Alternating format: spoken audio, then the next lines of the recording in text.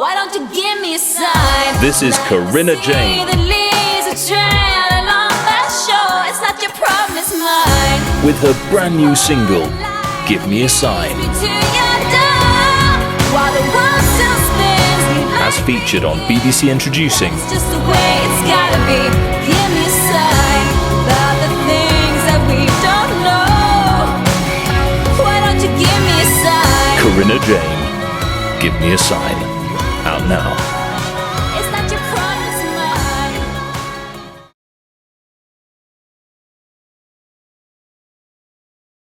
mine. If someone were to say to you, why what happened all those years ago had to have happened to you, how would you respond? Hello, I'm Sophia Jessica, and welcome to the Fan Carpet. Hi Marco, it's wonderful to speak to you today. How are you? I'm okay. I hope the same for you. Yeah. It's a wonderful film, but if we go back to the beginning, was there a defining moment for you to get into the entertainment industry? Oh, long time ago. So I thought you wanted to, something more recent. I began that I was at the university as in the camera department, and I love movies, I love taking pictures, I love telling story, but I decided to follow first the department of cinematography, and I've been there for 20 years, more or less. I did also all the steps, cleaning cases, then loader, focus puller at the period that were the film, not anymore, unluckily. I really love the film. It's another, I don't know, it's another element. I like it better. And then in 2002, something like that, I did my first short movie as director with John Turturro.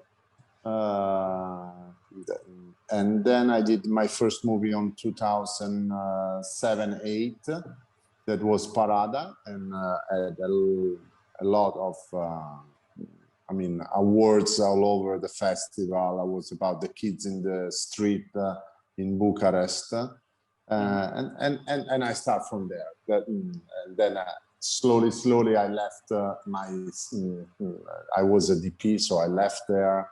But I really enjoyed being a DP because I did beautiful things, from Antonioni, the big director here in Italy, to Rome, Game of Thrones. I did a lot of movies with Richard Loncraine, that is a great director and a great friend.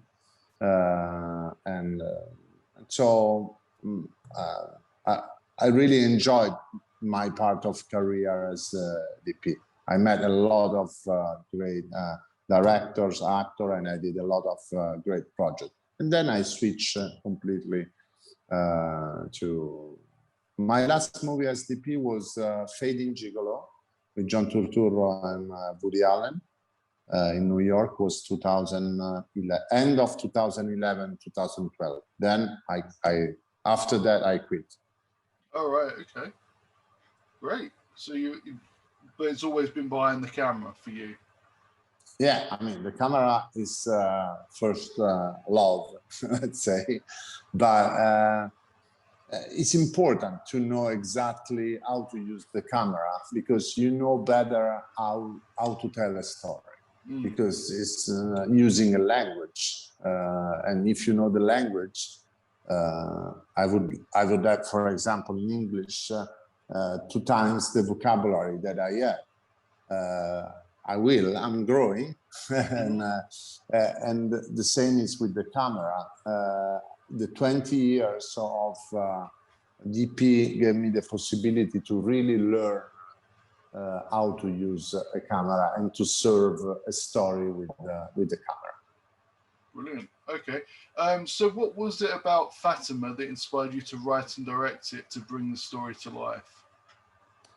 I love first of all, the human side. I like the character of this little girl fighting and having the strength to have everyone almost against her, but she was pushing for up to the end for her beliefs, her faith, let's say, because it's what she saw, and she was keep saying, even if no one was trusting her, and the relationship with the mother, the dynamic in between the family, the village, and the town that bounced from one to another after the apparition of the message of peace, that I think is very, very important. So it's a movie that is talking to everyone. It's only a religious subject. It's not a religious movie, I believe,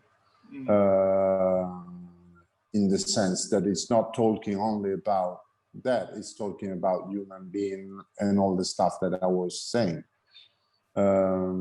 It's a drama, but it's a positive drama, with this message of hope for sure and peace coming from that. That's more or less the things that push me to investigate. And also, every time that you are put in front of something that big as what is happened in 1917 during the First World War, you pose yourself a lot of questions. And this movie, before to be on the screen and before to become a script, this story make me pose some question about myself, my spirituality, my relationship with what is transcendent, and all together, all these elements push me to write the story, to rewrite the story, because they gave me the first script was a little bit too dogmatic vision of the story, and so I really wanted to open the story, respect the point of view of believers and not believers, and told to everyone. Cool, that sounds great. Is it always a challenge for you as a filmmaker to base a story on things that have actually happened? Do you feel a sense of responsibility? Absolutely. You have to have it. You have to have it, because you are touching something that happened, something that involves all of us. You are not inventing, and your possibility to invent, let's say, is restricted. You have to work with the elements. That's what I do. I don't know the others. You have to work with the elements that coming from the reality. There are only a few things that change, for example, in this story from all the research that we have done, was not the brother of Lúcia at war, but was the cousin. So it's a slight change, but all the rest, if I remember well, is exactly what is described in the research, in historical books that we read, memories of Sister Lúcia, because we did a lot of research before too, and we have been in touch with the shrine in Fátima, and with the historical people inside of the shrine of Fátima. Right. Okay. When making the film, do you have any moments from set that will stick with you for the rest of your career? Yeah, sure. I really love making this movie because it was a very strong atmosphere, because we were shooting in Portugal, and this story in Portugal is very important for believers and not believers, for everyone. Even I had part of the cast that for sure was not believers, but they really felt this story and the atmosphere in between us. Let's make it happen. But I love the relationship with the three kids. I really enjoy it, and there are a lot of little things happen. Also because sometimes we were having the fake rain Little Alexandra was so much enjoying that. I said, no, you have to be dry before the rain has to arrive. And she was running under the water, and as well as, and they were enjoying, but there were a moment that I said, okay, now you are Lucia, you are, and they have to be the characters. And we were trying to make a bubble for us, also because in the story, I divided a lot. There is the bubble where there is the kids and the Virgin Mary, because she appears only to them. And if you see every frame that are with the kids and the Virgin Mary, apart from one shot at the end, you never see the people, the audience around that were witnessing the apparition. So it's really a bubble where it is like that in the movie, but also for us. Sometimes it was the budget was quite big, but I was entering inside of this bubble with the handheld camera, and was me, them, and that's it, just to create this kind of war and relationship. Awesome, that's awesome. Now, you've assembled a great cast. What would they like to work with? The cast was difficult to put it together, not especially the kids, because there are law in Portugal that doesn't allow for the kids to work apart from something like 3 hours per day. So impossible to make a movie like that. So we did a lot of audition and all the stuff to put together. Then we saw more than 300 kids.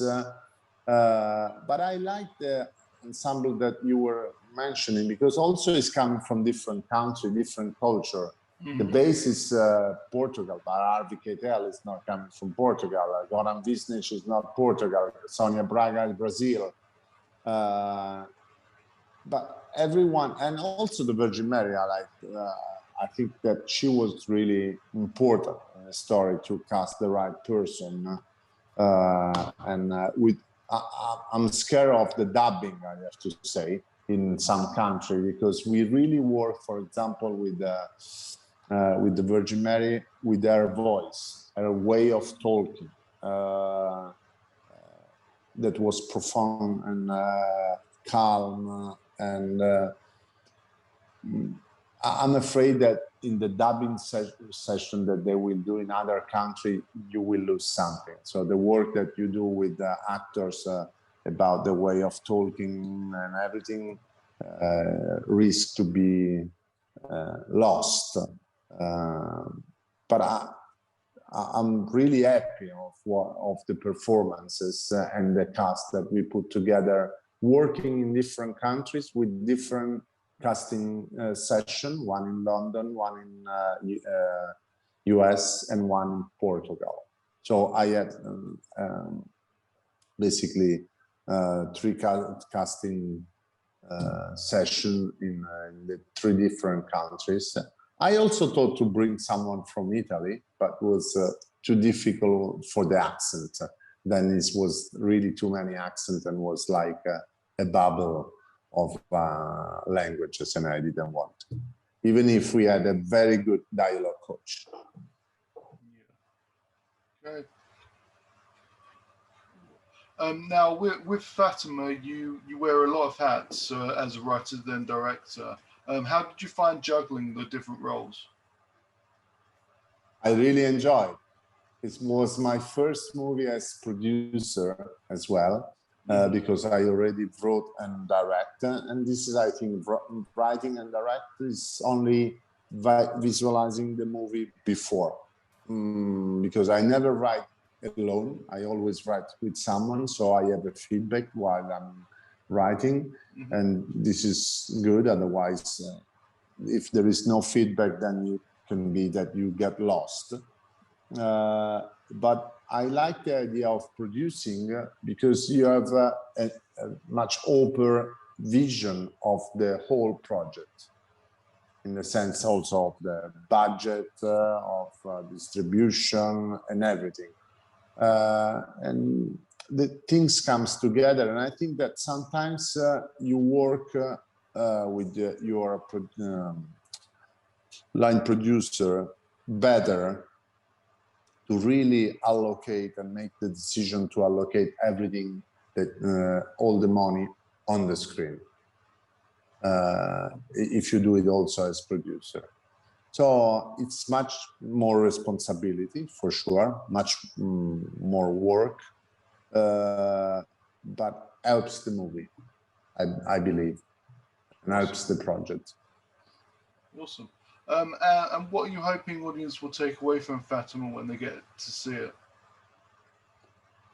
I hope that they enjoy the story, be moved by the drama inside, and this little girl that's fantastic, the strength and the power of faith that she put inside of the story, as well as all the others, but she's the center of the story, and some questions if they want. I mean, I think the movie poses some questions and make you think at the end of it, and that's so going. There are also spectacular images, thanks to the work of the DP Vincenzo Carpinetta, that was great, but in costume as well. But I think that this serves only to enjoy a story, and a spectacular story, sometimes like The Miracle, but to at the end go with something change inside. Wonderful. Well, it absolutely does that. And so thank you so much for speaking to me today. This has been a pleasure. Thank you. Congratulations with the film, and I look forward to what you do next. Take care. Thank you. Let's hope. Finger crossed. Take care. Bye. Bye. Thank you for watching The Fan Carpet. Please follow us on Facebook, Twitter and Instagram for more content next time. You're making lies up. Why would the Mother of God choose you? I can see her now. Faith begins at the edges of understanding.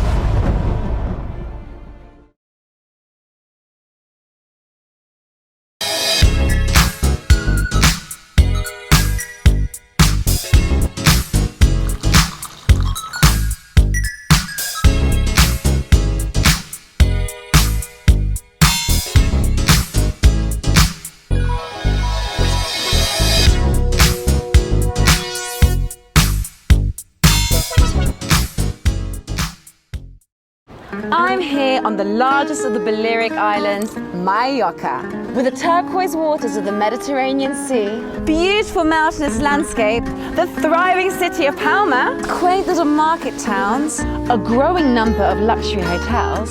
It's no surprise that the likes of Audrey Hepburn and Elizabeth Taylor like to holiday here. So come and join me as I take you round Mallorca.